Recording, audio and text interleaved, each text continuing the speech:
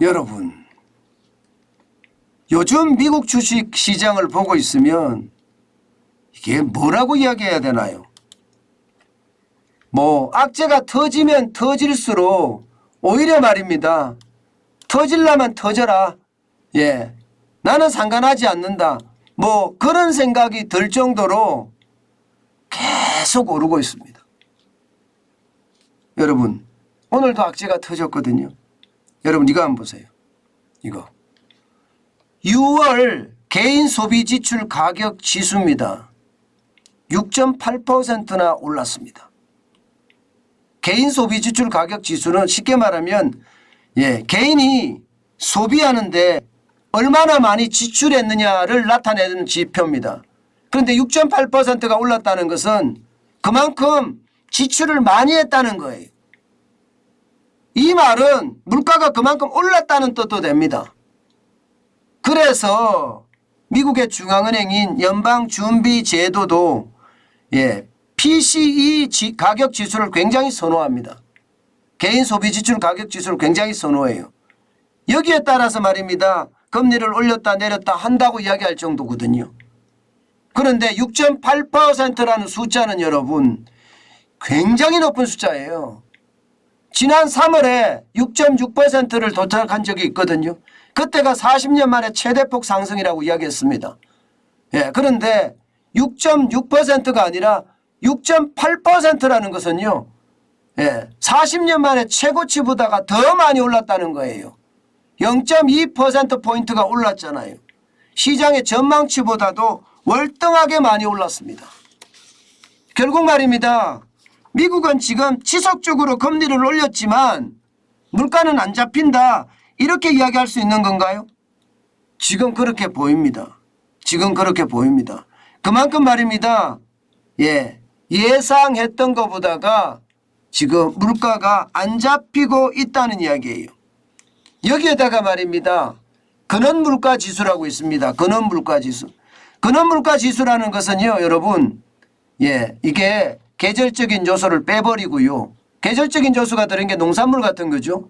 또 일시적인 요소. 이거는 유가 같은 거예요. 이런 걸 빼버리고 어뜸이 되는 지수만 모아서 물가를 보면 이것도 지금 적지 않습니다. 지난해 같은 기간보다가 4.8%나 올랐습니다. 이게 시장의 예측치가 4.7%였거든요. 시장의 예측치보다가 0.1%포인트나 더 오른 수치입니다. 물론 지난 2월에 5.3%를 기록하면서 40년 만에 최고치를 기록을 했지만 지금 4.8%라는 것도요. 지난 2월에 기록한 5.3%와 그렇게 차이가 나지 않는다는 사실이에요. 게다가 시장의 예측치보다가 계속 올라갔다는 것, 이것은 말입니다. 그만큼 시장에 큰 위험이 되고 있다는 뜻이거든요. 실제 월스트리트 저널 같은 경우에는요. 금리를 올렸는데 도대체 물가가 안 잡힌다. 이렇게 아예 쓰고 있습니다. 그래서 충격이라는 겁니다. 이렇게 되면 금리를 더 올릴 수밖에 없는 게 현실이라는 거 아니겠습니까? 당장 말입니다. 7월에도 0.75%라는 자이언트 스텝을 단행을 했잖아요. 그런데 지금 PC 가격 지수가 또 올라가고 있으니까 야, 이거 9월에는 어떻게 될까? 이런 생각이 지금은 절로 듭니다. 결국 말입니다. 9월에도 빅스텝, 지금 현재까지는 빅스텝이라는 이야기를 많이 합니다. 0.5%포인트를 인상하는 거 말입니다. 그렇지만 자이언트 스텝도 할 수 있다 이런 얘기까지 나옵니다. 그러면 지금 제롬 파월 연방준비제도 의장이 지난 7월 27일 연방공개시장위원회가 열리고 난 후에 기자회견에서 금리 인상 속도 조절할 수 있다 이렇게 이야기한 거 말입니다. 이거 지표를 보면 할 수 없다가 되기도 하겠다는 생각이 들죠. 실제로 그렇습니다. 그렇게 될 가능성도 굉장히 높아지고 있습니다. 그런데도 말입니다. 미국의 주식시장은요. 쉽게 말하면 콧방귀도 안 낍니다. 오늘도 나스닥 종합지수가 지금 엄청 올랐습니다. 1.88% 급등했습니다. 228.10이 올라서 12,390.69를 기록했습니다. 여러분, 지난 6월 16일 날 1565.14를 기록할 때에 비하면 지금 거의 폭등한 수준이죠. 그죠?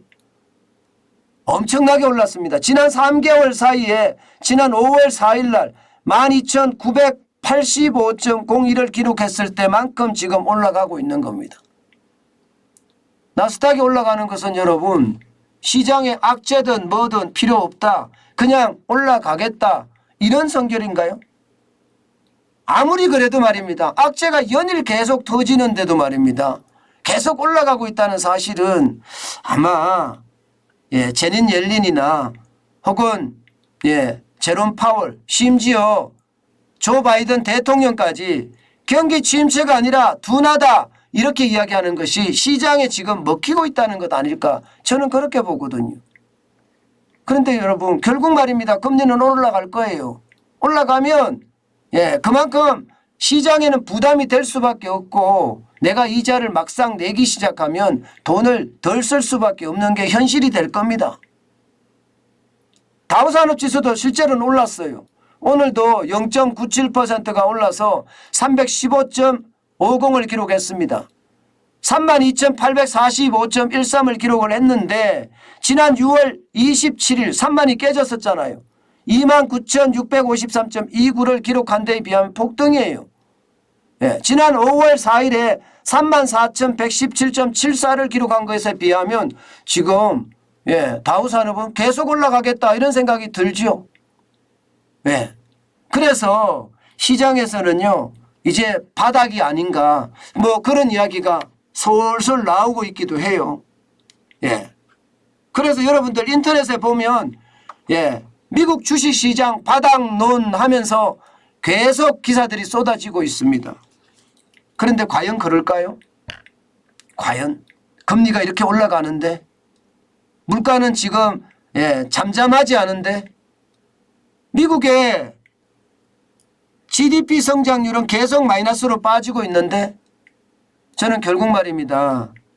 시장은요 결국은 실적을 반영하리라고 생각해요. 실질 말입니다.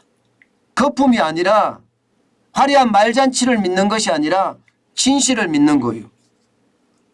결국 그렇게 돌아올 거라고 생각을 하는데 그게 언제냐는 문제죠. 일반적으로 금리가 오르면요.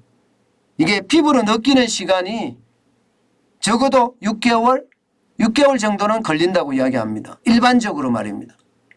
이자를 낼 때 처음 낼 때는요.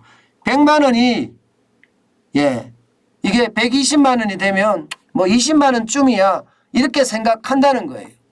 그런데 2달째 내고 3달째 내면서 야 이거 20만 원 부담이 되는데 내 쓸 돈이 점점 줄어들어 이렇게 느끼다가 4개월 차가 들어가고 5개월 차 이렇게 들어가면 나 소비 줄여야 돼 이제 느낀다는 거예요. 그러면 6개월 차부터 느끼기 시작하면 여러분 이게 이자가 폭탄이라는 사실을 알게 된다는 뜻입니다. 그래서 저는 그렇게 생각을 해요. 경기 침체가 아니다. 경기 둔하다. 이렇게 말하는 자체가 스스로 말입니다.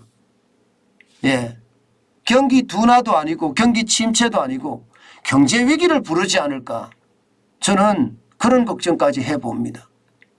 여러분 저수지 뚝에 이 작은 구멍은요. 크지만 커질수록 저수지 뚝 전체를 위협합니다. 저수지 뚝에 구멍이 있다고 하는 것 작은 구멍이라도 이것을 막으려고 노력을 해야 되는데 이것을 두고 구멍이 커질 거니 아니야 구멍이 서서히 커질 거니 이렇게 이야기하면 뭐합니까? 중요한 것은 경기 둔화도 구멍을 서서히 키우는 거고 경기 침체는 가파르게 키우는 거거든요. 둘 다 경제에는요 그렇게 좋지 않다는 거예요. 논쟁을 벌릴 것이 아니라 대책을 내놔야 되는데 그 대책이 과연 나오고 있느냐. 결국 권력을 쥔 사람들의 이야기를 들을 수밖에 없으니까 전미경제연구소도 지금 입을 다물고 있고요. 그렇다고 하면 경기 침체가 아니라 둔하다 이렇게 이야기하니까 많은 투자자들이 주식을 사들이는 거 아니겠습니까? 결국 그러다가 폭삭할 수도 있다는 것, 저는 그렇게 생각을 합니다. 물론 안 그럴 수도 있겠죠. 예, 미국 정부가 대책을 잘 쓰면 안 그럴 수도 있겠지만 분명한 것은요. 지표는 속이지 못합니다. 지표는 지금 하방 압력이 굉장히 강하다 이렇게 이야기할 수 있습니다.